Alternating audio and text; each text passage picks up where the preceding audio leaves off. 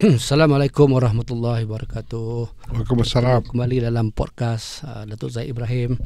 Hari ini hari Selasa, kita akan bersiaran kembali. Saya akan dengan Datuk Zaid akan berbual mengenai beberapa isu semasa yang berlaku dalam negara. Tok, hari ini di Kuala Lumpur, saya rasa seluruh Malaysia pun, kita hujan seluruh Malaysia tu. Sampai sekarang pun saya datang sini pun hujan. Tapi saya rasa hujan dan lebah. Flash flood. Flash flood, banjir semua. Di Kuala Lumpur lah. Dan parlimen pun dilewatkan setengah jam pagi tadi. Kerana ada ahli parlimen tersekat dalam banjir. Tapi walaupun banjir ni, tapi tu nampaknya macam politik kita ni macam ada panas sikit lah tu. Ya. Saya faham. Jadi saya nak minta Datuk punya pandangan ni tu. Ada ramai orang bercakap hari ni di mana-mana saya jumpa orang pagi tadi pun bercakap pasal pendedahan Samsul Iskandar, politik kanan kepada Perdana Menteri, yang mendedahkan bahawa pada malam keputusan itu, ketika sedang pinggiran undi, dia dah protes kali pertama sebenarnya. Untuk protes kali kedua tu, dia dah protes kali pertama. Untuk protes kali kedua, sebab dia masa tu dia perbezaan undi sikit 300 lebih, tapi undi rosak tu banyak 800 lebih. Jadi dia protes. Jadi dalam protes tu dia dapat call daripada Anwar Ibrahim. Anwar kata stop, jangan protes apa lagi, bagi Zaid menang. Jadi dia kata seolahnya maknanya Zaid menang sebab kononnya Anwar kata kita bagi Zaid menang sebab kita nak tumbuh kerajaan perpaduan dengan UMNO. Jadi saya nak minta Datuk ulas sikit benda ni tu. Saya dah tulis tadi, tapi saya tulis pun ialah atas maklumat yang saya dengar-dengar je lah. Tapi kalaulah naratif ataupun cerita yang disebut tadi, Samsul sendiri, yang saya tak dengar podcast dia tu, dia sendiri yang kata, dia sendiri kata, Anwar arah dia, jangan protes, stop lah, mana bagi stop. Zaid, stop, jangan buat apa-apa lagi bagi Zaid menang. Itu satu perkara yang serius. Saya ingat Samsul dapat nasihat, tak usahlah protes, bukan arahan. Saya lebih kurang lah tu. Lain dia. Saya tu daripada dia cakap tu, arahan, dia arah stop, jangan stop. Dia lain, nasihat dan arahan. Kalau nasihat ni, saya sebagai ketua parti, saya kata tak apalah Samsul, bagilah dia, tak payah protes lah. Mungkin kita dapat pertolongan daripada pihaknya misalnya. Tapi terpulanglah kepada kamu. Itu nasihat. Nasihat maknanya boleh ikut dan boleh tak ikut. Ya, nasihat artinya Samsul boleh ikut dan boleh tak ikut. Kerana itu hak dia untuk meminta undi dibilang sekali lagi. Tapi jika ia nak satu arahan, wajib ikut instruction ketua parti, bahayalah kalau tak ikut. Jadi yang penting sekarang ini versi mana yang betul, pada saya lah. Tapi bila saya tengok Azalina melenting, seolah-olah cuba nak menyalahkan Samsul, seolah masuk cuba nak mengeruhkan keadaan, macam-macam, menimbulkan ketidakstabilan. Itu perkataan dia. Saya kata apa pula ni? Kalaulah Samsul tu bercakap betul, kita kerajaan madani mesti memperjuangkan apa yang betul. Jadi kita kena siasat dululah, kan? Ini bila dia terus marah tu, bila dia terus menuduh Samsul itu dan ini, maka saya pun berfikirlah, mungkin Samsul hendak dikira semula undi itu, mahu, tetapi dipaksa. Dan jika itu berlaku, maka tak elok lah, tak sesuai dengan seorang pemimpin negara, pemimpin yang terpengaruh dalam dunia ni, menggunakan kuasanya untuk memaksa satu proses perkiraan undi. Itu pada saya tak wajar lah. Tapi kalau tak ada arahan tu, katalah kita buat andaian, tak ada arahan tu, tiba-tiba Samsul menang, tak tertubuh kerajaan Anwar tak jadi Perdana Menteri pula.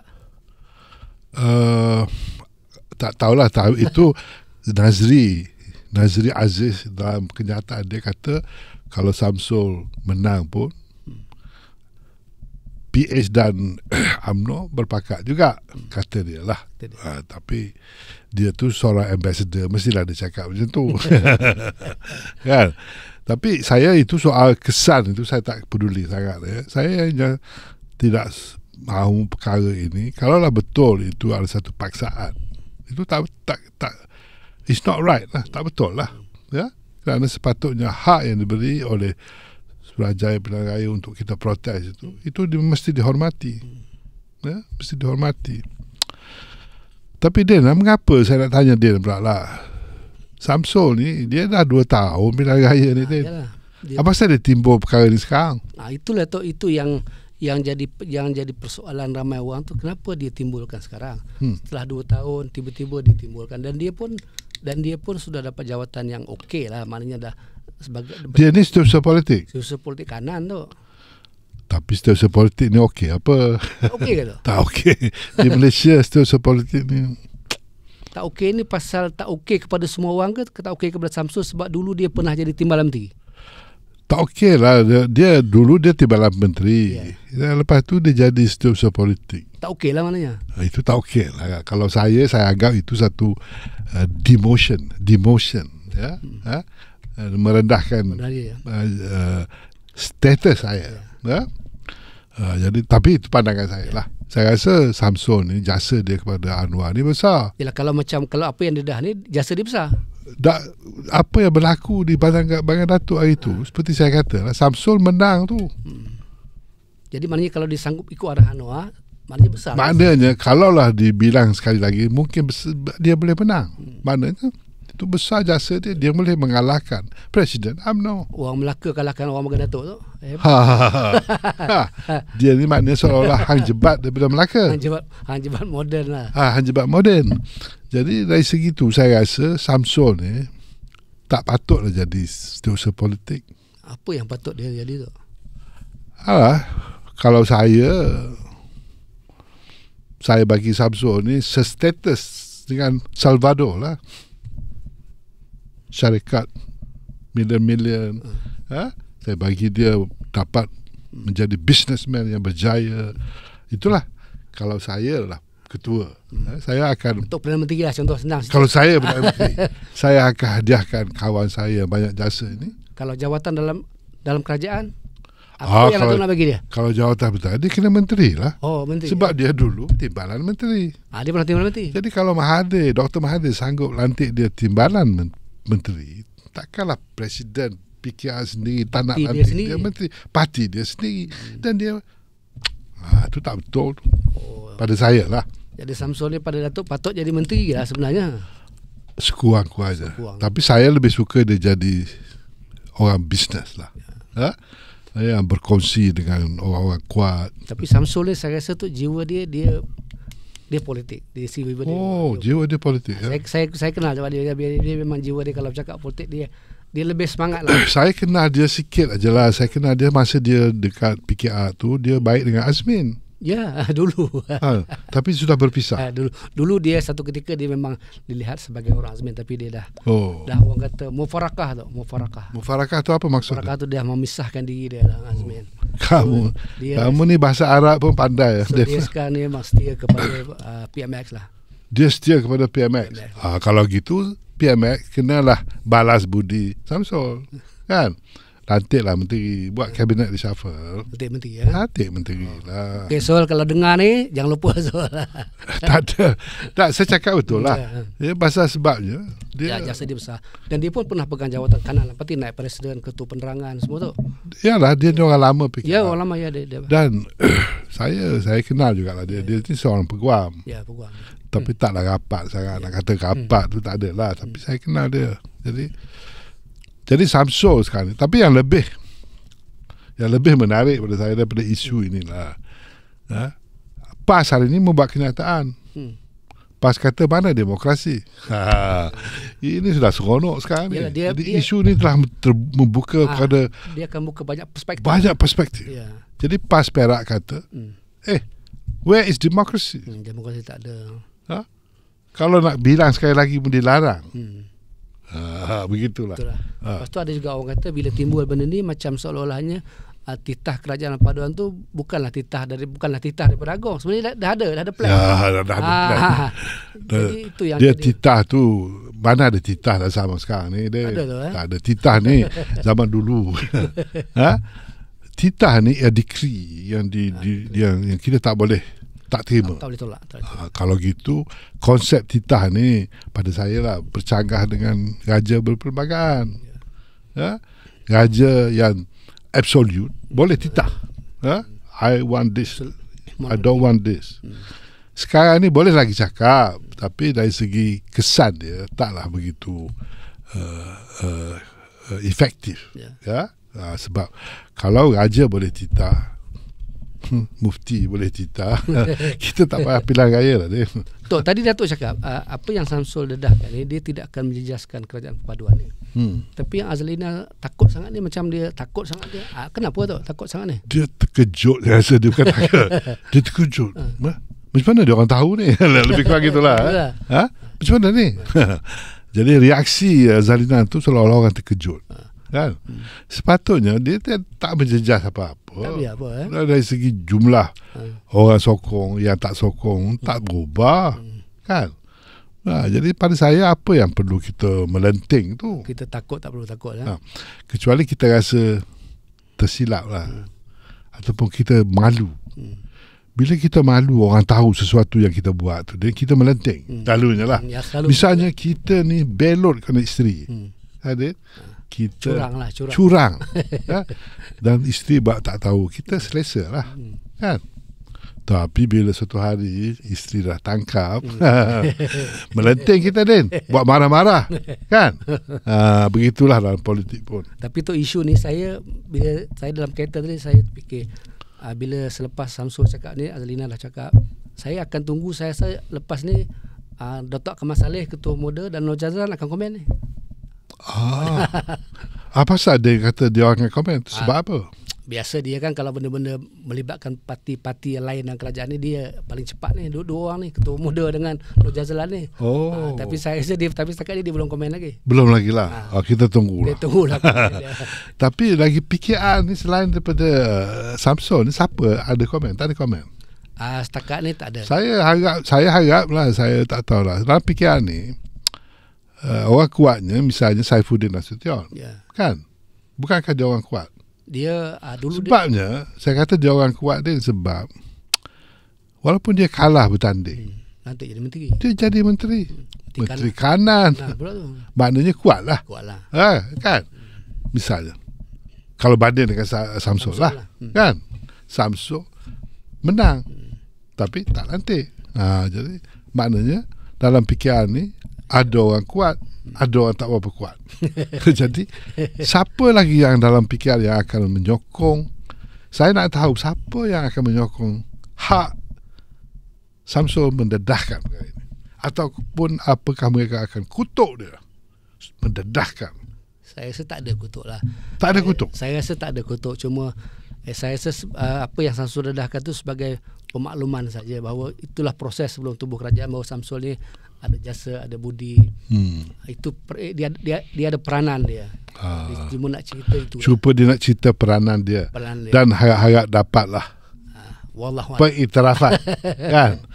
Dapatlah pengiktirafan. Pengiktirafan yang lebih lagi lah. Yang lebih. Mungkin itu lah. Mudah-mudahan lah, kalau dia dapat pun bagus juga. Tapi Din, apakah Perdana Menteri sendiri akan komen perkara ni? Agak-agak you. Saya rasa Perdana Menteri takkan komen secara terbuka lah, saya rasa. Tapi dia tak boleh komen? Bukan tak boleh, saya rasa dia... Ini serius? Tak tahulah saya pun... Ini serius ni. Bahawa sebenarnya PMX mengarah calon parti sendiri. Tidak meneruskan proses perkiraan semula. Yang mungkin membolehkan calon parti dia tu menang. Tapi dia sanggup stop. Itu satu pendedahan yang serius. Kalau saya lah. Saya percaya apa yang Samsul dedahkan ni benda betul tu. Sebab masa malam pengiraan, masa malam keputusan tu, saya berada di hotel di Subang Jaya bersama semua PS semualah. kumpul semua. So bila keputusan keluar kalah UMNO menang sikit, memang heboh bercakap masa tu. Dia orang beritahu, mula-mula dia orang kata Samsul menang. Samsul menang, maksud dah happy. Tiba-tiba lepas tu dengar dia kata dah ada arahan, so dia memang. Tapi dia bila Samsul cakap ni, saya tak terkejut lah. Memang benda tu saya saya pun kata, saya pun tak fikir dia nak reka benda. Apa guna 2 tahun lepas tu dia nak reka, dia menang ataupun dia buat satu kenyataan yang palsu. Saya rasa tak guna Samsul buat begitu. Tak untung dia lah. Ya? Jadi besar kemungkinan apa yang dia cakap tu benar lah. Benar. Cuma tinggal lagi orang persoalkan apa tujuan dia 2 tahun. Itu je lah. Itu aja lah. Tapi itu tu seperti saya kata lah. Itu saya dah terangkan sedikit sebanyak. Ya? Mungkin dia tergores lah. Mungkin dia mengharapkan pengiktirafan yang lebih daripada Perdana Menteri lah. Daripada Perdana Menteri. Dan sebagai seorang hulu bala Melaka yang dapat ke Perak dan terus mengeluarkan kerisnya dan hampir-hampir berjaya. Hampir-hampir menang. Itu satu. Orang Melaka boleh kalah, boleh dapat undi sebegitu banyak. Hebat dia. Hebat. Ya, apa hebat. Jadi kita harap benda ni, saya percayalah benda ni tidak akan berakhir lah. Dan saya harap PAS dan PKR pun komen lagi lah. UMNO pun komen lagi. Biar meriah sikit lah. Kalau tidak, politik kita dah agak boring. Dah lah cuaca mendung, sejuk, nak makan susah. Harga barang naik, sayur dah mahal dah. Yelah, banjir ni naik lah. Naik dah banjir. Jadi saya rasa biarlah politik meriahkan sedikit. Sekurangnya terhibur lah sikit kita. Okey, Din, saya nak tanya dia satu lah sebelum kita habiskan mesyuarat kita hari ni. Bukan mesyuarat. Podcast. Ni saya baca kenyataan Tengku Razali, Yang Mulia Tengku Razali ni. Dia kata dia marahkan kepada kerajaan di Madani. Dia kata apa reformasi apa yang berlaku. Dia mempersoalkan. Jadi dia ni orang veteran politik. Dia mungkin ungkit perkara ini. Ada sebab lain ke dia? Apa bekas Anwar Ibrahim tak lakukan reformasi ni, benda ni kita dah bercakap lama dah. Ya, semua orang tahu. Cakap. Semua nampak. Dan Anwar tak buat apa-apa pun. Kan? Jadi apa pasal Tengku Razali ungkit?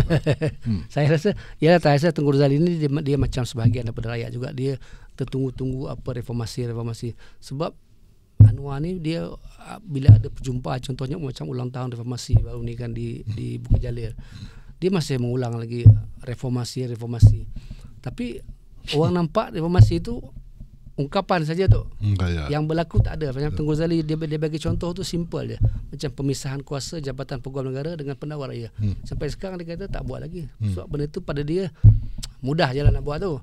Sebab semua parti, walaupun orang kata ini bukan kerajaan PS tapi kerajaan perpaduan, tapi saya fikir kalau Perdana Menteri cuba pisahkan benda tu, semua parti akan setuju sebab benda tu benda yang baik. Yalah, saya pun hairan juga Din. Saya hairan juga pasal saya baca juga dulu katanya Menteri Azalina buat lawatan ke Australia ataupun membuat dengan untuk membuat kajian macam mana nak buat kuasa pemisahan ni. Bukan saja dia pergi, ada rombongan penyokong dia dan pakar-pakar undang-undang. Tapi tak buat juga. Yalah, saya pun bimbang pasal perjalanan keluar negara sekarang ni. Kos dia tinggi dia. Betul kos kan? Jadi kita duit tak ada. Hari tu Auditor General kata kita hutang kita 1.5 trilion. Dah meningkat tahun lepas. Tahun sebelum tu 90 bilion lebih. Kita nak belanja luar negara, nak buat kajian apa? Buat pakai Zoom lah. Kalau nak tanya pun. Tapi dah lah buat semua tu lawatan, tapi tak buat lagi. Tak buat juga. Jadi memang wajar lah Tengku Razali menyebut perkara ni. Saya rasa bagus juga Tengku Razali bercakap ni. Dia mengingatkan kerajaan bahawa reformasi ni kalau Anwar tak buat, sekarang dah 2 tahun. 2 tahun akan datang akan ada pilihan raya. So kalau 2 tahun akan datang tak ada pilihan raya, saya rasa Anwar akan berdepan masalah besar tu pilihan raya akan datang. Tapi apa pandangan tu? Yalah, Anwar mungkin bermasalah besar, tapi UMNO macam mana?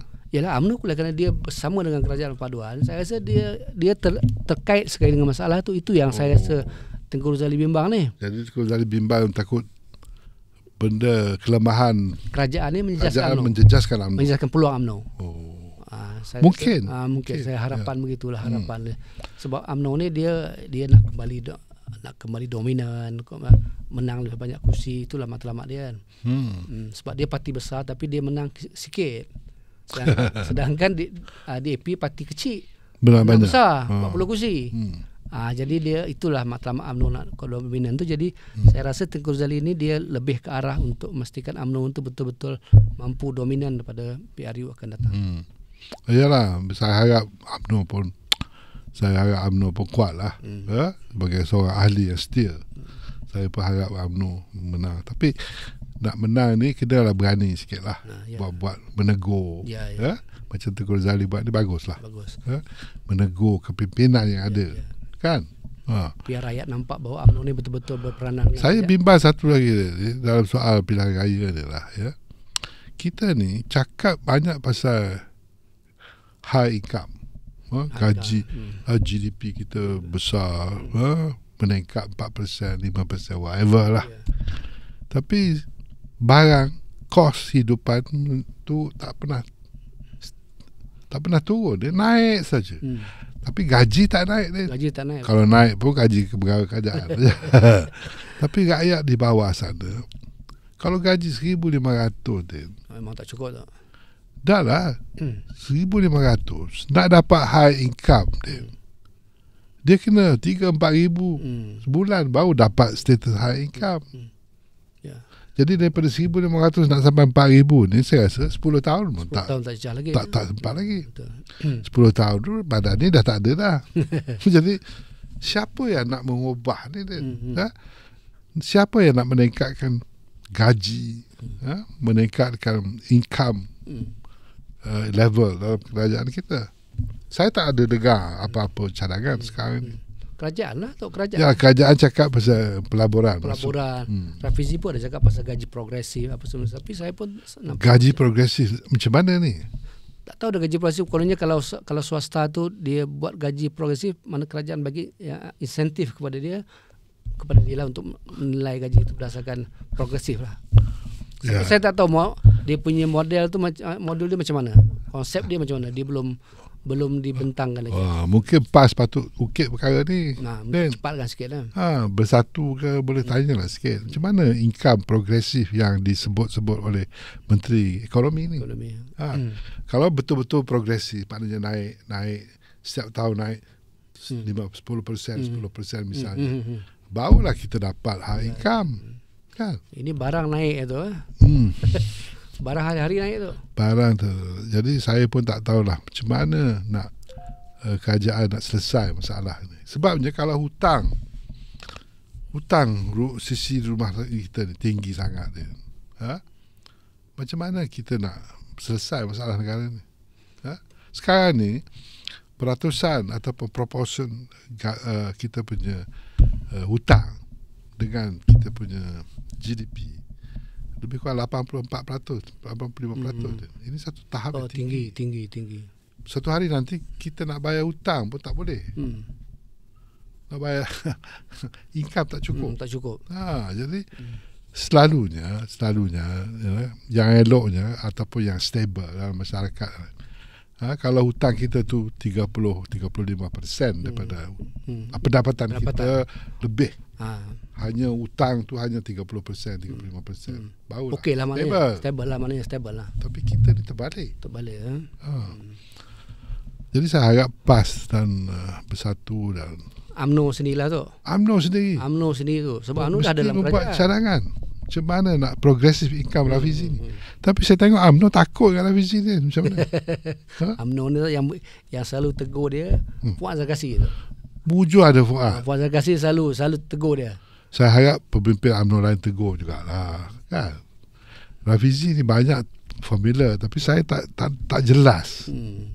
Macam mana dia nak mengatasi, nak dapat high income. Macam mana formula itu menjadi kenyataan. Jadi kenyataan. Itu rakyat nampak dapat hasil dia kan. Hasil. Senang mati.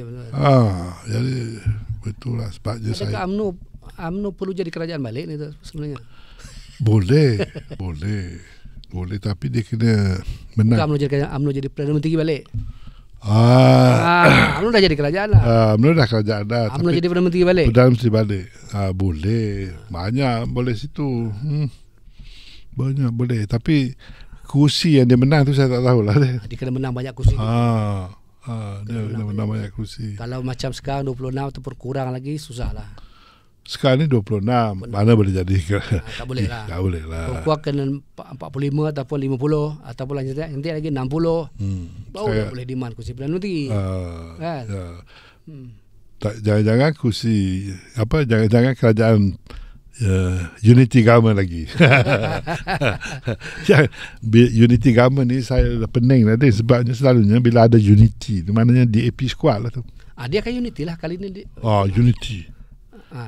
Bila DAP kuat maka GST tak ada. Bila GST tak ada, kerajaan tak cukup duit lah. Anwar pun sebut baru ni, dia kata GST kita hanya akan laksana kalau pendapatan 3,000. Sekarang 1,500 nak capai 3,000 10 tahun lah. 10 tahun tak capai lagi. Mana tak ada lah. Yang saya hairan, apa pasal dia tak suka dengan GST ni, Anwar? Saya rasa dia takut dengan DAP. Pasal apa takut tu? DAP 45 kursi dia. Saya hairan, seluruh dunia tak takut kepada GST. Seluruh dunia implement GST. Peratusan tu berbeza lah. Dan salah satu sumbangan Najib yang terbaik ialah GST. Ya, cuma peratusan jadi isu ya. Peratusan katalah dulu 6%. Turun kan 3 lah. Turun 4, 5. 3 kan. Lagi pun tak ada barang naik pun. Itu dakwah DAP je. Barang naik. Apa yang GST din, GST 2015. Barang naik ni 2018. Takkanlah sebab GST. Apa yang takut dengan GST ni tu? GST ni adalah kumpulan bisnes yang tak suka rekod ni betul sangat. Tak boleh elak cukai lah maknanya. Susah So dia every level dia ada, semua ada the value. It's a consumption tax. Siapa mengguna tax itu, bayar itu kena bayar. Yalah. Jadi dia punya sistem lain sikit. Tak boleh nak jadi mungkin ada orang tak suka. Tak boleh nak mengelak lah. Jadi saya pun tak tahulah. Jadi takut sangat dengan GST. Yang takutnya DAP, yang takut pada GST ni Lim Guan Eng dengan Anwar dalam dunia ni. 2 orang aja. 2 orang. Tapi kalau daripada 6, saya rasa kalau daripada 6 kepada 3, saya rasa rakyat suka. Tak ada masalah. 3, 4, 6 pun tak apa deh. Alah dulu kita 6. Masa 6% tu kutipan kita 20 bilion lebih daripada sekarang. Tapi sebab 6% tu jatuh. Tak ada, Najib kalah. Tak ada, kita kalah sebab 1MDB. 1MDB ya, bukan GST ya. Bukan GST. Tak ada sumbangan ada. Itu semua masa tu orang naik angin kan.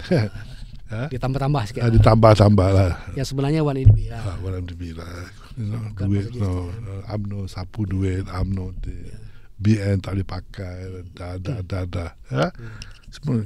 Tapi saya heran lah pasal apa Anwar dan DAP takut sangat GSP. Sampai hari ni saya tak faham. Yalah macam tu takut dia kalau ada peniaga-peniaga itu takut. Itu satu sebab je lah. Tapi banyak kutipan dia tu terlalu sedikit. Yalah compare dengan sekarang yang ada sekarang sistem yang sekarang. Maknanya kita rugi lah. Kita rugi 20-25 bilion setahun. Dan sebab tu kita punya hutang tambah 2023. Yes. Tambah sampai. Yalah, bila dia duit masuk 90 kurang. 90 bilion. Duit masuk kurang. Kena hutang lah. Kena hutang lah. Macam kita lah tu. Bukan. Macam kita. Saya macam saya lah. Dan saya sejak makan malam dengan Zaid Hamidi nampak segar baju. Bila pendapatan gua hutang lah tu. Aduh. Okey lah deh. Jadi terima kasih lah. Saya rasa ada lagi nak cakap? Tak ada cakap tu. Okay, tu. Hujan kat luar pun hujan lagi. Kita minggu hujan ni kita cari kopi ke? Kopi Kelantan. Kopi Kelantan. Okey. Okey. Assalamualaikum. Assalamualaikum warahmatullahi.